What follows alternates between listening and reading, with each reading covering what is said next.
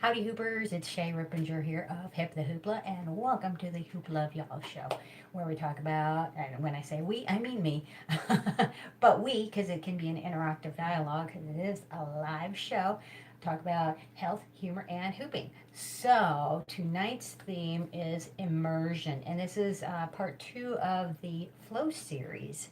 So that was inspired by this is a tribute, a shout out to the Fab 40 Fab Over 40 hoop group on Facebook. So, about the Flow series. So, this is my way to participate in the Flow series in my own little way on our little mountaintop here. So, anyway, immersion is part of Flow. And because I looked up the definition and it was part of that, and I was like, yeah, I like that. I'm going to run with that as a theme. So, I had a couple interesting stories of which involved humor as well. But one is we're in the immersion of a lot of snow here right now, so this will be immensely entertaining if you are A, in a warm climate, or B, watching this when it's really hot out, because I'm in a turtleneck and a sweater, and we've been just shoveling snow, trying to get snow equipment. Hiring to plow out, all that kind of stuff. So one of my jokes was going to be about, I have a bunch of friends that they have these little pedometer things. They either hook up to your wrist or whatever. Anyway, they're trying to get their 10,000 steps in. This amuses me to no end because A, I don't have to join a gym, and B, I don't have to count 10,000 steps because I'm doing way more than that physically with shoveling and doing all the things required to the physicalities of keeping a mountain house going. So thankful that my husband's here right now and we're sharing the workload. So it's a lot of stuff to get everything up and going. Moving in January in the middle of winter, not highly recommended, but anyway, part of the humor. So anyway, the immersion, I'm looking at my notes over here, so bear with me. Also, if you have any questions or comments, please keep the comments positive, but you can type them in and I'll try and answer them on air. I'm going to try and keep to my time format. And so I'll do the best I can with answering those questions. And if I see any questions come in after the show, I'll try and get on those. And I am broadcasting live on both Facebook and YouTube on the Hip the Hoopla channel. So that is HIPTHEHOOPLA. So I have that channel on YouTube and also on my Facebook page. Hip the Hoopla Facebook page. I'm pretty easy to find. Shay Rippinger, and I'm Hip the Hoopla everywhere. So easy to Google me. So say nice things, please. I always love positive recommendations. That is really good. So, and if you have like constructive criticism for me, I welcome that as well. Just message me and let me know what's going on and or ways that I can improve and do all that kind of stuff. So that's always encouraged as well too. Just don't be, because nobody likes that, and that's not as fun or positive, and it's I'm a human being, so I don't take all of that well. Anyway, but on to the immersion theme. So immersion, I looked that one up too, and a couple of interesting notes on that. Deep mental involvement was the definition of immersion. So in the flow state, immersion was one of the words that defined flow and being in the flow and all that kind of good stuff. So and also, hearts out to everybody if you're watching live or if you're watching the recording. Thank you very much. I appreciate you doing that. Okay, so back to the immersion, then deep mental involvement. That's pretty cool. So, and also when I was looking up immersion, IMMERSION, there's another word that is emersion, which has a different definition than immersion. So I'm going to turn off the volume here on one that I forgot to turn the volume off on. So I've got the devices going, but I try and keep it all as little beepies going on as possible. There's another sound thing on the other side of the wall that's going to make some beepy noises, but can't help that one because I can't get to it right now.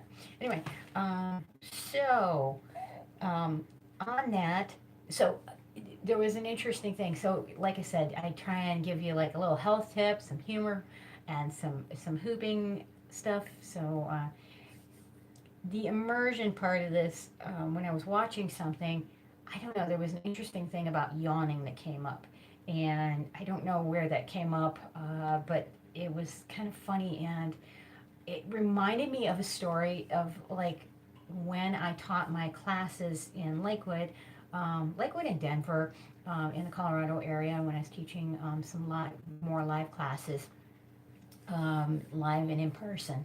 And when I would get to interact with my students and stuff like that, and people would be coming and driving and coming after a long day of work and stuff like that, and they'd be in class, and it was that's something in their day that they were looking forward to. But one of the first things they would do was yawn, and then they'd be apologizing for it, for yawning.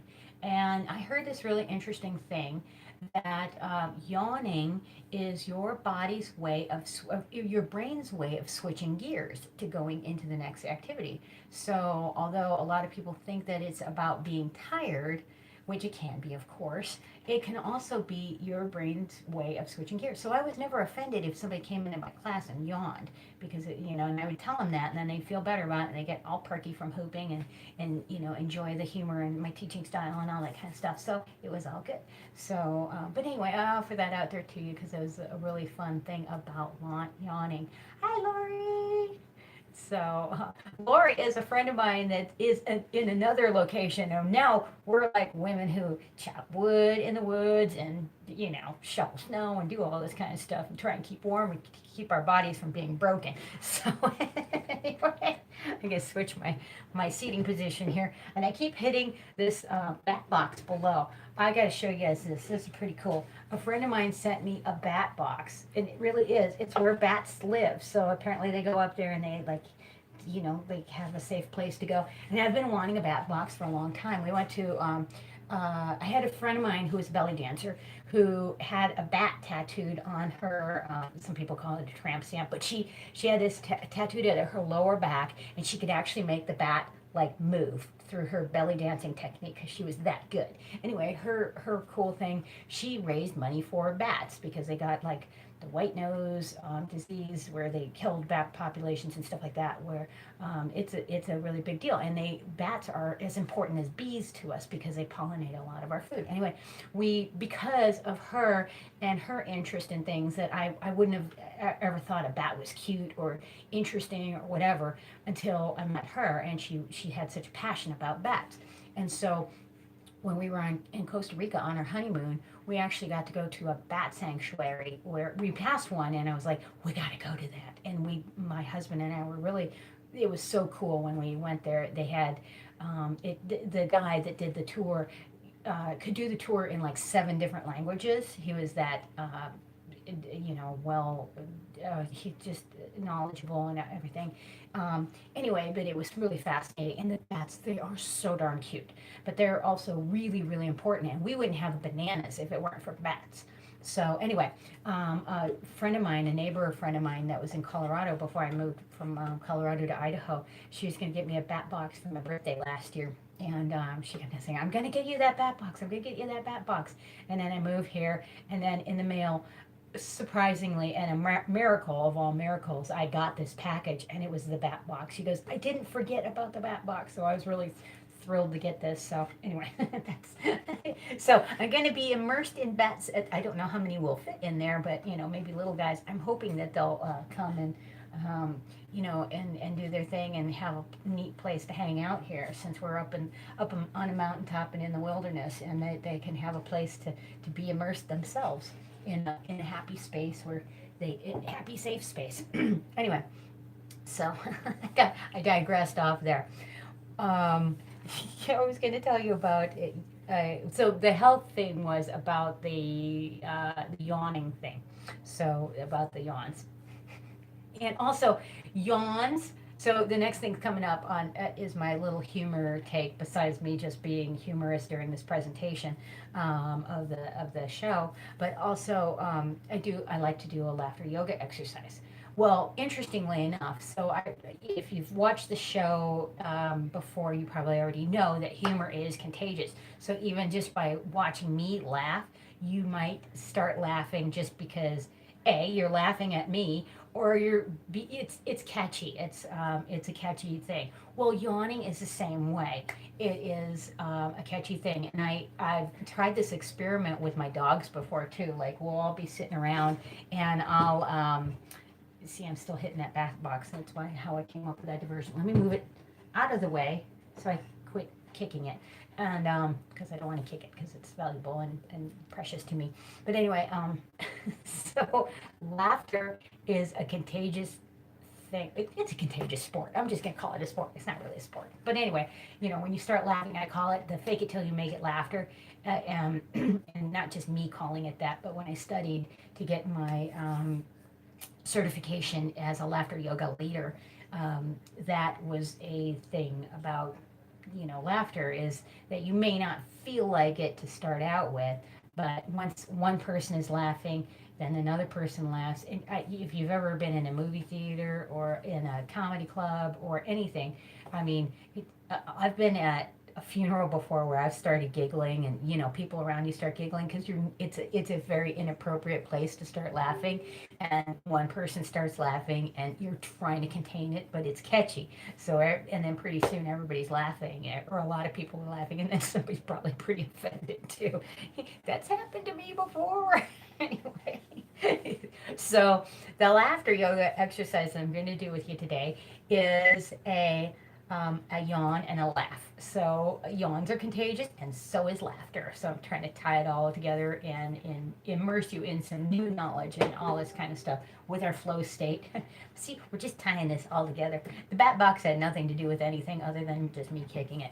But being immersed in the bat culture of all of that kind of stuff, that was kind of fun. Anyway, fun diversion. So what we're going to do with yawn, so yawning, so you're just going to start yawning. And we're just going to take a nice big, as you yawn, take a nice deep breath in, and as we release that yawn, we're going to laugh it out as your part of your exhale. So just do this with me. And again, there's no right or wrong way to do this. It's not about that. It's just about trying this. And try it for your own amusement, but also give it a shot for your health. So because these things actually do work with laughter and yawning and all that kind of good stuff. So yawning can also help open up your ear passages, your ear and nasal passages as well. So sometimes, for instance, if you're switching altitude, it's good to force a yawn if you can, because rather than some people, what they do to clear out their eardrums is they plug their nose and they blow out really hard. I've heard that that's not a great thing to do. That medically, that's not a great thing to do because you can damage your eardrums, or you're forcing the pressure on that. But a yawn is a nice, gentle way to do that, and you may need a yawn a few times. So when I've come down the mountain, and when you're driving, you're going down, and this works well for airplane travel as well. So some people chew gum, and it helps loosen up the jaw to help clear the ear passages to get you'll feel like your eardrums are plugged and you can't hear for a little while, and then when you yawn or chew gum or do something to move the jawline, that can help open that up. So there's some real not just health applications here, health and humor and all kinds of stuff like that. So it can be beneficial and help you out in a pinch. So anyway, try this with me. So we're going to take a nice big yawn in. I guess I'm exhaling on that part. And then we're going to take it and laugh it out. And then let's try three sets of this. So we're going to take a nice big yawn and just fake it till you make it on all of this. Ready? Yawn it in. And laugh it out. One more time. Take a nice deep breath in. Yawn it out. And laugh it out. Okay, at the end of laughter yoga exercises, as you may or may not know, we take our hands together nice and big and wide, and we go very good, yay. Very good, yay. We do that twice. That's a salute to Dr. Kataria, him and his wife, who started laughter yoga, and so we'd like to shout out and nod to them. So on that note, we're going to switch into the next gear. So we covered health, we covered humor, and we're going to cover a little bit of hooping right now. So again, immersion and that flow. The flow is the theme here of the series, February series. And so what we're going to do right now is I'm just going to get into the immersion. This is a flow, and you know, most people think that waist hooping, you know, maybe you are a beginner and waist hooping is like a major accomplishment for you. But maybe you've been hooping for a really long time, and waist hooping is like, I totally know how to do that. Yeah, I know. Maybe you know how to do this already, but what I am going to challenge you to do is to immerse yourself in this and think of this as being a little bit different. So what we're going to do is we're going to just start hooping on the waist and pick whichever direction that you want to go. And I like switching directions, but for the purpose of immersion, let's pick out one direction. I'm going to try and move the chair here. I'm in a really small space here. This new space, this new little office here. I have like a little temporary setup. It might be a little bit more permanent than I'm expecting, but anyway. And I'm also going to take off this top here because this is getting in my way. So sometimes you need to alter your surroundings, your hoop size, and or, you know, your clothing, whatever's hanging down and stuff like that. So if you have like loose fitting clothing that's getting in the way, like if you have frilly stuff that's hanging off, then maybe that you might want to move this. So what I'm doing with the purpose of immersion is I want you to concentrate on turning with this, turning in the direction with your hoop. And I'm going to give you some variations on this, so bear with me. Start out with that very, very, very beginning part of this. So right now I'm just going to hoop to my right, and I'm going to turn to my right. I'm not going to look down because I know where the ground is, but I'm just going to try to keep that rhythm up. And again, I've got a small light hoop, so this means I have to hoop a little bit faster, but I'm in a small space, so I need to use this to put. So we're going to do that. So now I want you to try and explore that space with your arms. So we're going to just go above and your outer space. So above and around your hoop. If you have a large hoop, you might not be able to get your arms around here. Pardon me. But I want you to just go around. And what you can do for this, I love this little exercise, is you can kind of do this with your hands. So you're doing, think about being a little burlesque dancer and taking the gloves on and off. So we're going to just go around, around, around. And you might want to just try this without the hoop and just get the arm work, or the arm and the hands. So we're not doing the T-Rexing of the hands, but we're taking the arms around, and I'm running the right up along the left around the right as I'm turning. So I'm turning in one direction, and I'm going around. And I can take and curve around with this. Now, when I take my hoop up, do the arms first. You have the arms, and then bring your hoop back up to do this. So we're going to take this around, around, around. This is one variation to do. So, and of course, whatever you do in one direction, you can do in the other direction. And really just work that. When I say work it, play with it, play with it, play with it, play with it. Try not to work. The hoop is not work. I mean, yes, there's a lot of work that you put into it, effort-wise. But if you think of it as play, you might enjoy it more. And that's the whole point of why we hoop anyway. So, and if for some reason, if you don't have a hoop available, if you don't have movement available right now, that's okay too. Do this in your mind and just have some fun with it and immerse yourself in the thought of this. So the brain chemistry is such that whether you're physically doing something or you're just mentally just focusing on it as an immersion activity, then you actually create the same brain chemicals. So try that because you're going to get that same benefit, a lot of same benefit. You may not get the physicality benefit of it, but you're going to still get a lot of the same mental capabilities out of it. So you can get this going. Immerse, immerse, immerse, focus, flow, and get that going. So this may be new to you because you're working the arms with the hoop. Or I should say not working, but incorporating both. Immersing both. I'm just going to overuse a word. Around, around, around. Now you can also do kind of like a stir the pot. So remember this move from the 80s? I think it was not quite Running Man. Running Man was more that one. So this one, you're actually taking the arms going around. We're basically doing the same with that, but you can do this as an open And you can also take this around. It's the same type of movement, but these are different movements to do with the hands. So I want you to try that while waist hooping and add these different things, whether it be around here, around, so you're extending your arms out long, bringing them into the heart. Extending, bring them back into the heart. Extending, bring them back into the heart.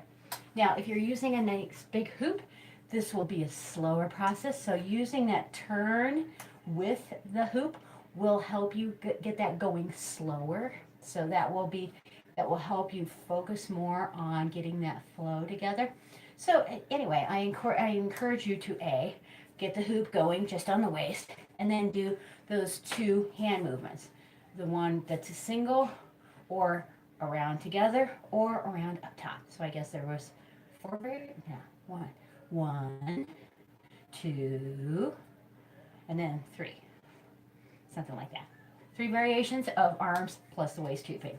So try that. You can try that in your regular current, your favorite current. Try that in the other current. And if you're really, if you're super pro or you really want you to challenge yourself a lot, try it in the anti-spin. So this is not going to work really well with this particular hoop, but the anti-spin is where, so instead of going, like if my hoop is turning to the right, I'm turning to the right to slow it down. Now if I turn to the left, I'm not going to be able to get any of these. I'm going to look like one of the Stooges right now, trying to get this going in the opposite direction because it has to go really fast. Anyway, so if you want to, and I highly recommend using a really big hoop for that, bigger, heavier hoop, and you actually will be able to get the anti-spin. Again, this is all going to take some practice time. If it's new, it's going to take a little bit more practice time just to even get the concept in your brain and then in your body. And again, if you are using a hoop, just get it in your brain. Just do it as a visualization. That's the word that I was looking for before was a visualization. All right, so I am pretty close to my time limit. I ran a little bit over. But anyway, I want to thank you for being here. I really appreciate you showing up. And thank you so much. I'm Shay Rippinger of Hip the Hoopla. So if you haven't already liked my Hip the Hoopla page, go look me up there. I try and put out some tutorials. I'm trying to work on getting some more out and getting up and going back in business again.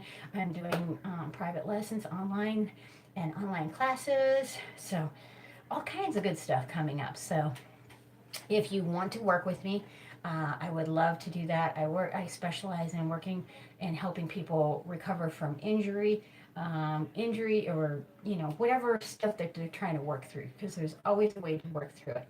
I've had to work through a lot of my own stuff too, and I have to work through different things all the time.